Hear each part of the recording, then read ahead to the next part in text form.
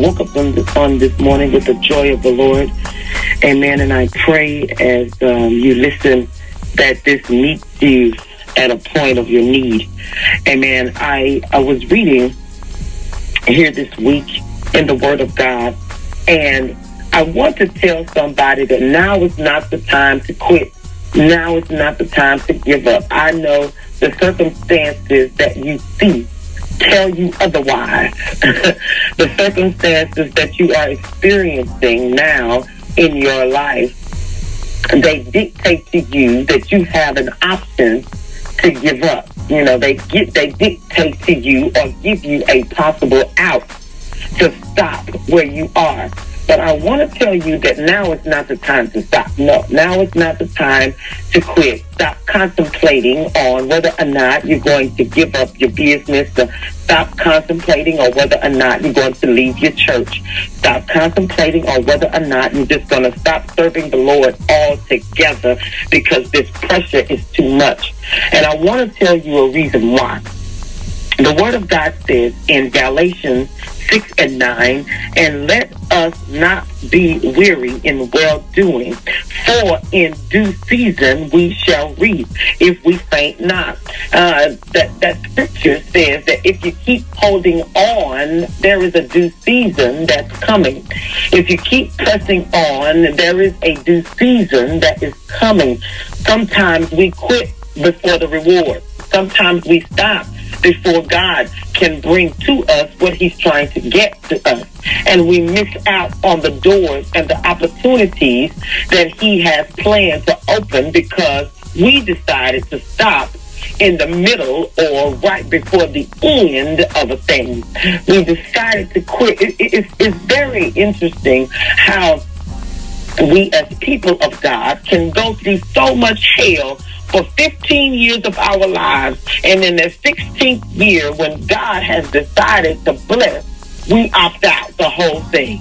I want to encourage you today that don't let what you're going through cause you to miss out on what God has planned.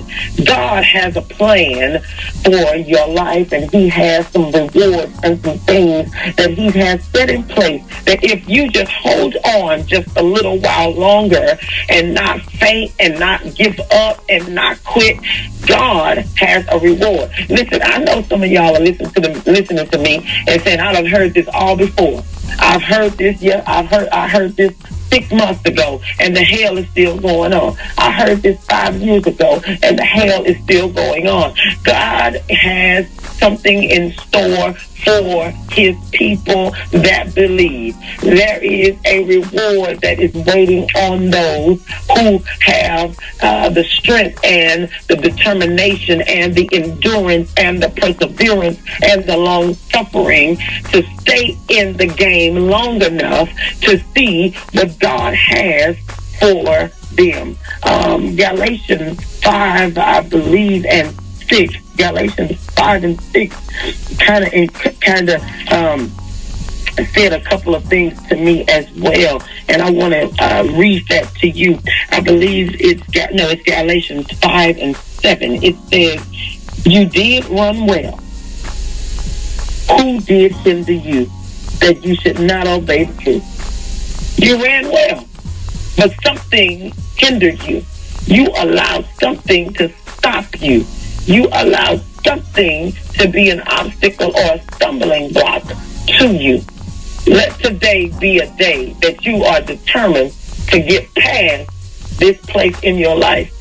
I dare anybody to just say to themselves, we can't give up now. I can't give up now. I can't give up now. Say it to yourself. I can't give up now. In spite of the hell, see, the enemy wants you to quit. The enemy wants you to stop because he knows very well that there is something on the inside of you that has to be made manifest before the end of the earth, before the end of your own life. There is a purpose that has to be fulfilled, and he tries to get you to stop before that day, before that point, before the seasons change in your life, because he knows he's in trouble. If at any point you find out who you are in Christ, if at any point you tap in to that source of power, he is in trouble. If at any point you realize that you are the victor and not the victim, he is in trouble. And if at any point you find out that you're richer in God than in him, he is in trouble. So I hope I said something to encourage somebody. Look toward the future. Let go of the past. You can't change nothing that happened after this point in your life. Before this point in your life, before 7:35 a.m., you can't change nothing that happened before that time in your life. You can't go back in time and fix it. You can't go back in time and correct it. You can't go back in time and erase that it ever happened. You can't go back in time and say, I never experienced it.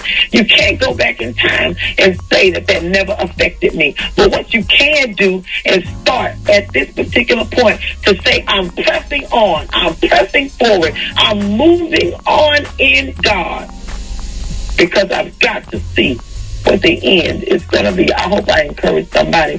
I think I'm blessing myself a little bit over here, but I hope I encourage somebody on today to keep on going. Keep on going. Fight until the finish. Fight until the finish. Fight until the finish. With that last swing, put all your strength into it and fight until the finish. So there is a great reward for those of us who endure. Be blessed, you guys.